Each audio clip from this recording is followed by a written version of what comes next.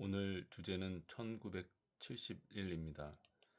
대한민국의 상황을 대표하는 중요한 숫자라고 생각해서 제목에 넣어봤습니다.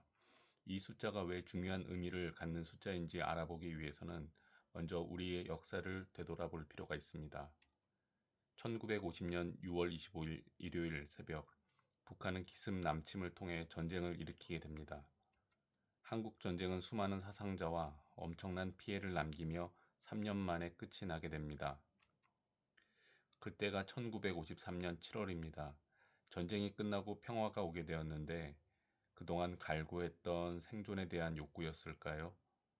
1954년부터 출산의 붐이 일어나게 됩니다.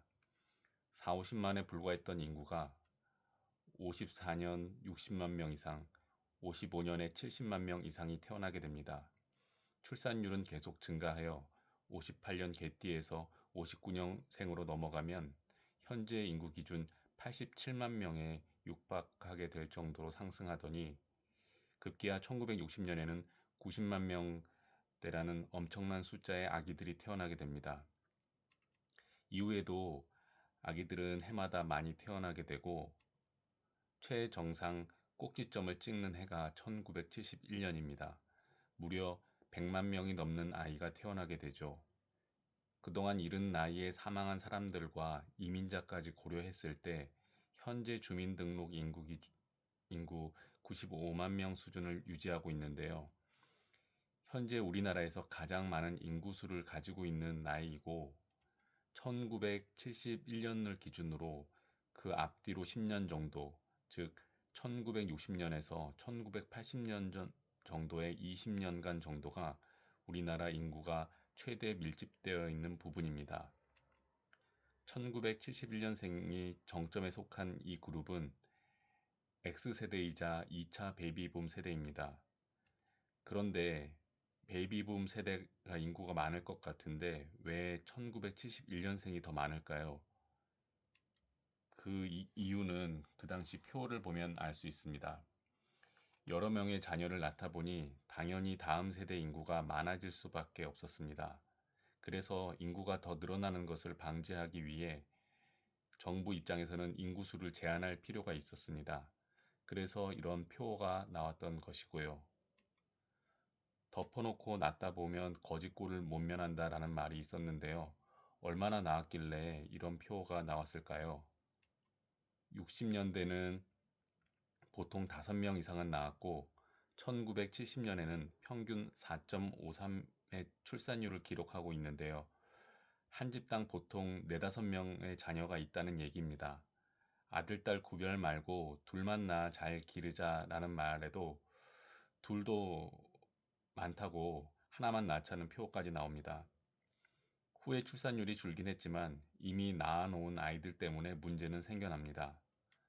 1970년생이 71년생이 속한 인구층이 나이를 먹어감에 따라 해당 시기에 대한민국은 새로운 문화, 사회 충격의 첫 경험을 하게 되고 실제 이후 사회의 전반의 모습이 이 사람들 중심으로 급격히 변화하게 됩니다.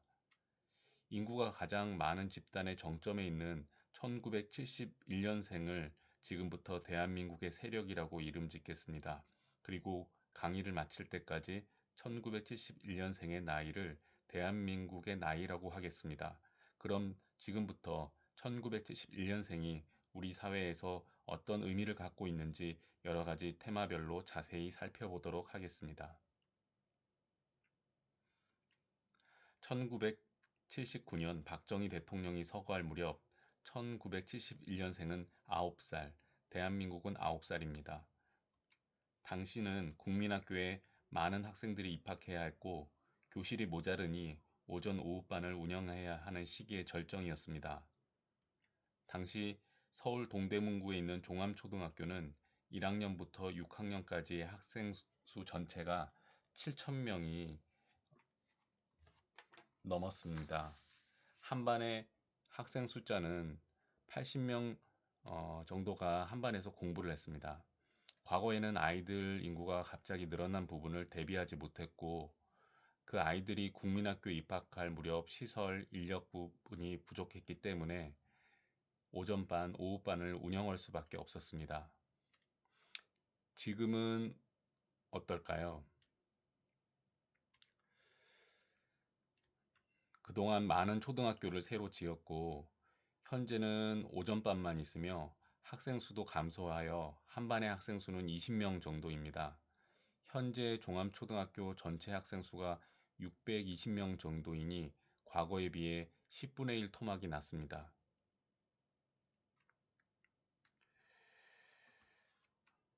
80년대 중후반 대한민국의 나이는 중고등학생입니다.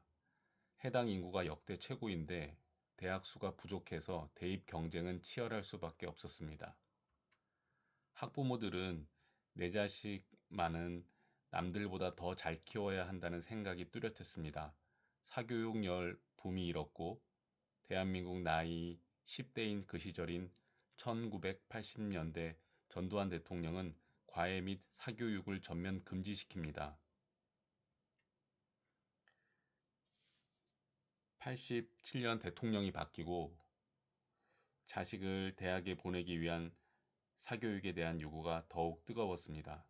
89년 노태우는 대통령은 과외 자율화 조치를 시행합니다. 대한민국 나이 19, 고3입니다. 1990년 대한민국 나이 20이 되었습니다. 콩나물 교실에서 학교를 다녔던 아이들이 이제 대학을 가야 합니다. 그런데 전문대까지 포함한 총 대학 수가 240개였고 이 중에 4년제 대학은 100개를 겨우 넘는 수준이었습니다.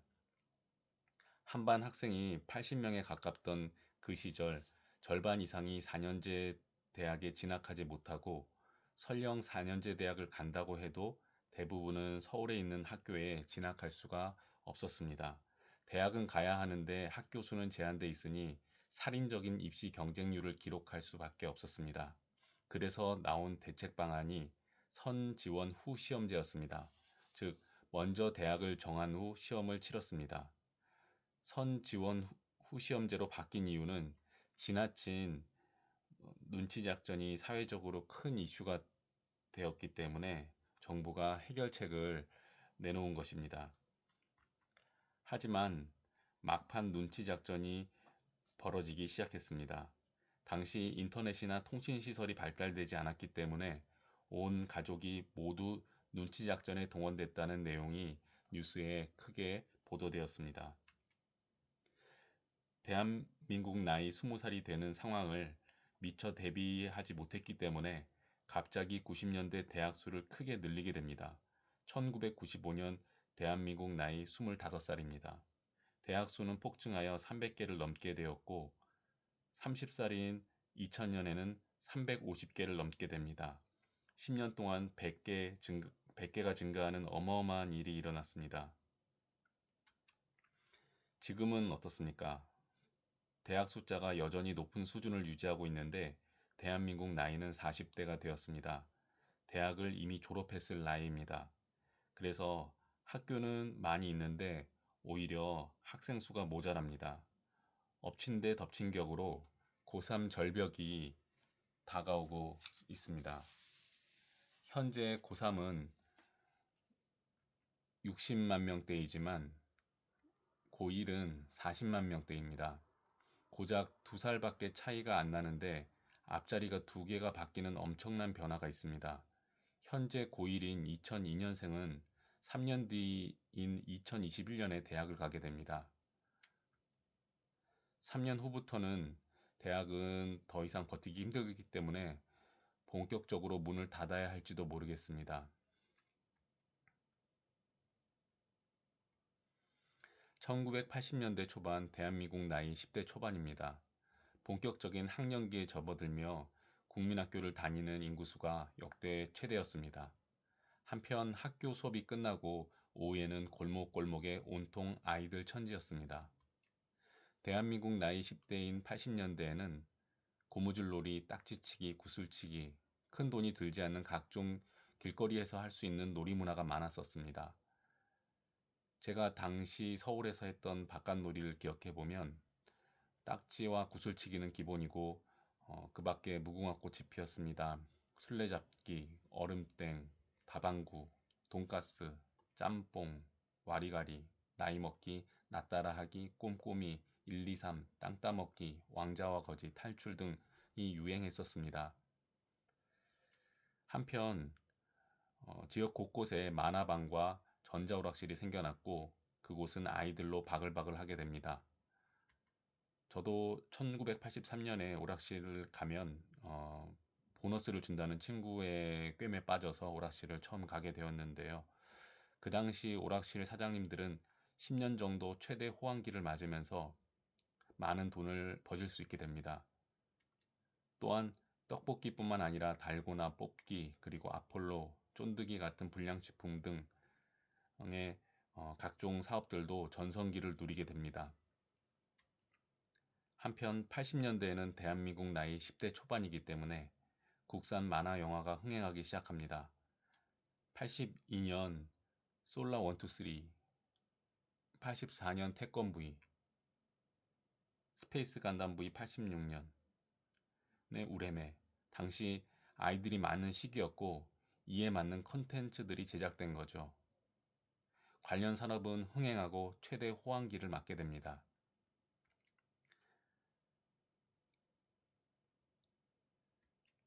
한편 공중파 TV 프로그램은 아이들 프로 비중이 높은 편성표를 구성하게 됩니다. 지금의 먹방, 여행 프로, 건강 프로 위주인 방송과 상당히 대조적이라 할 수 있겠습니다. 아이들이 성장하고 나이를 먹어감에 따라 호황을 누리게 되는 사업은 달라지게 됩니다. 대한민국 나이 21살인 1991년에는 노래방이 전국에서 생겨나기 시작했습니다. 그리고 각 비디오 대여점 문화가 발달하기 시작합니다.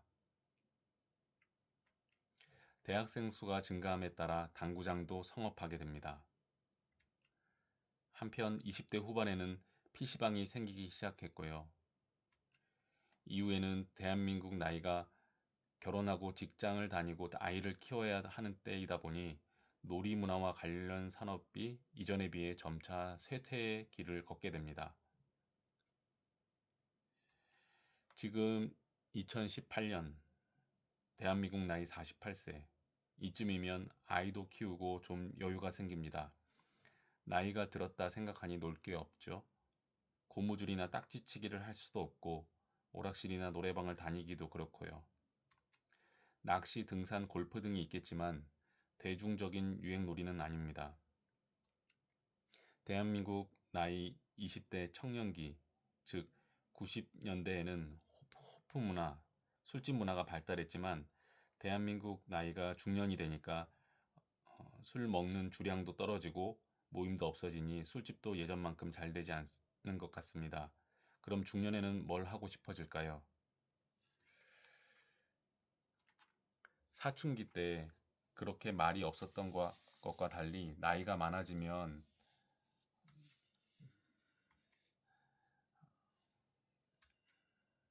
말이 많아지게 마련입니다. 유태인 속담에 나이 든 사람에게 하는 조언으로 입은 닫고 지갑은 열어라 라는 말이 있을 정도입니다.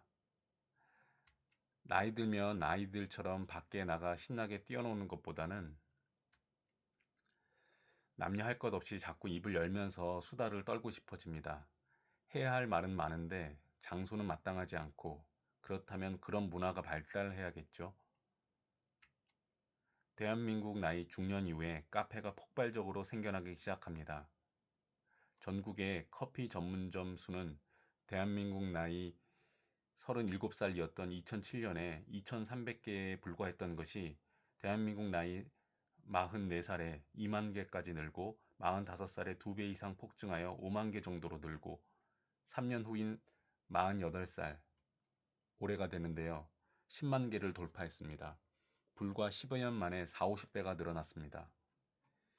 뒤에 대기 중인 예비 중년인 80년대 초반생들 인구수도 많은 편이고 나이가 들어갈수록 사람은 계속 더 말은 많아지기 마련이므로 카페가 포화 상태라기보다는 계속 늘어날 것만 같습니다.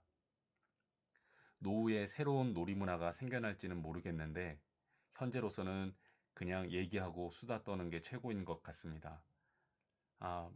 물론 죽는 날까지는 스마트폰은 필수이겠고요.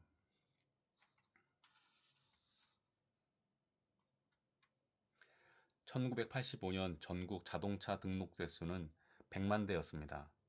제가 당시 TV에서 자동차 등록대 수가 처음으로 100만 대를 넘었다고 방송했던 것을 분명하게 기억하고 있습니다. 이때 대한민국 나이 15살입니다. 중학생 시기죠. 1991년 대한민국 나이 21살, 이제 성인이 되었습니다. 성인이 되었으니 면허도 따고 차를 타고 싶어집니다. 이에 발맞추어 1991년 대한민국 나이 21살에 티코가 등장합니다. 차는 타고 싶은데 돈은 없는 인구 많은 1971년생들을 대상으로 한 것이 아닌가 생각합니다. 가격은 당시 상식을 파괴한 300만 원대였습니다. 한 달에 10,000대 이상 출고가 될 만큼 불티나게 팔렸습니다. 4년 뒤인 1995년 대한민국 나이 25살에 현대자동차에서 아반떼가 처음으로 등장하게 됩니다.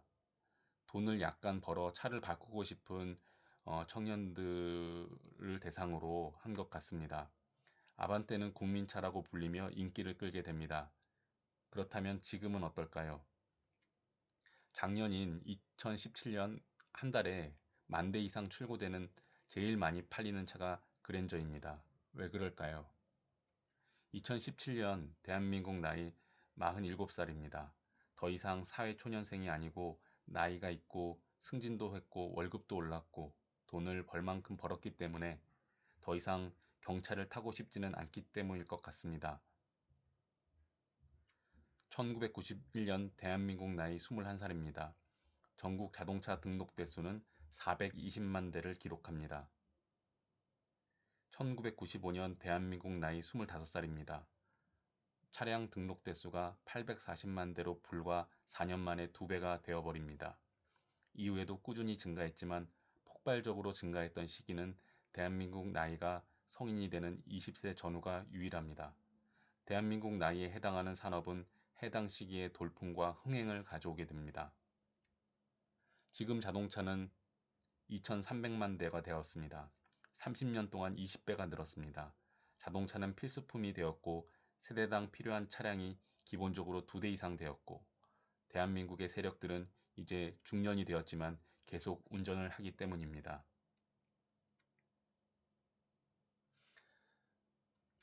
한편 직장 생활을 하고 경제 활동을 하면 돈을 벌게 마련입니다. 대한민국 세력이 어른이 되고 나서 돈을 벌고 있는 인구가 더 많이 늘어났습니다. 돈을 많이 벌고 많이 모았으면 뭘 하고 싶을까요? 좋은 곳으로 여행을 가고 싶겠죠. 이왕이면 해외로. 우리나라 항공사는 원래 1962년에 설립된 대한항공밖에 없었습니다. 한참 후인 1988년에 아시아나 항공이 생겼습니다. 아시아나가 이때 생긴 이유는 89년 1월 1일부터 전 국민 해외여행 자율화가 시행되었기 때문입니다. 그런데도 오랫동안 우리나라에는 항공사가 단 2개밖에 없었는데요. 대한민국 나이 30대에 접어들면서 변화가 생깁니다. 해외 여행객 건수가 2003년에서 2004년에 급증하게 되는데요. 대한민국 나이 33살에서 34살 되는 시기입니다. 해외에 나가는 사례는 신혼여행도 있겠고 가족여행도 있고 출장도 있을 겁니다. 해당 인구가 많아야 하는데요. 이 세 개가 모두 맞물려 시너지 효과가 나오는 시기가 대한민국 나이 30대부터였을 겁니다. 그동안 우리나라에 단 2개뿐이었던 항공사에 변화가 생기게 되는데요.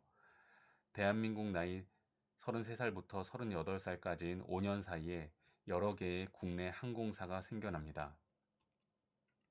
TA항공 2003년, 제주항공 2005년, 이스타항공 2007년, 에어부산 2007년, 진에어 2008년입니다. 올해 9월 기사입니다. 얼마 전 추석 연휴 항공권이 성수기라 매우 비싼데도 매진되는 상황입니다. 왜 그럴까요? 지금은 2018년 대한민국 나이 48살입니다. 돈을 제일 잘 버는 시기일 것입니다. 작년 1년 동안 우리나라 사람들이 해외여행에 갔었던 사람이 2,700만 명 가까이 되고 우리나라 사람 2명 중 1명은 해외를 다녀왔습니다. 그리고 나가서 사용한 돈이 32조 원입니다. 올해는 그 기록을 깨고 있는데 앞으로도 해외여행은 더 늘게 되리라고 봅니다. 추후에 부동산이 떨어지더라도 마지막까지 줄지 않을 것이 해외여행객이 될 것 같습니다. 대한민국 세력에 X세대가 속해 있는데 삶의 질을 중시하고 개인의 행복을 중시하는 X세대의 특성 때문이지 않을까 싶습니다. 방송에서는 이런 상황에 걸맞게 해외여행 프로가 제법 생겼습니다. 세계 테마기행 걸어서 세계 속으로가 방송된 시점이 대한민국 나이 30대부터입니다. 그리고 대한민국 나이 43살인 2013년에 노인들을 대상으로 한 해외여행 프로그램이 방송됩니다.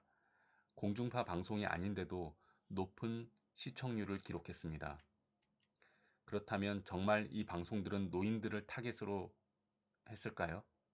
모든 것에는 만드는 사람의 의도가 들어가게 돼 있습니다. 방송을 제작하는 사람들이 대한민국 나이 구간에 속해 있습니다.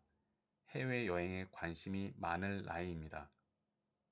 일을 해야 한다면 이왕이면 해외여행이면 더 좋겠죠. 그것도 장기간으로요. 그러면 제작비 적게 드는 배낭여행이면 좋을 것 같습니다. PD가 나영석인데 1976년 당시 38살입니다. 한편 출연자 중에 노인이 아닌 젊어 보이는 사람이 눈에 띕니다. 이 사람요. 이 사람은 누구이고 왜 여기 끼어 있을까요? 이서진이라는 사람이고 나이를 알아보니 1970년이네요. 1971년생이네요. 이 방송은 올해 8월까지 방송되었습니다. 방송이 나감에 따라 그 취지는 달라졌을지 모르겠지만 적어도 기획 당시에는 중년인 나도 노년에 이랬으면 좋겠다라는 생각이 반영되었지 않나 싶습니다.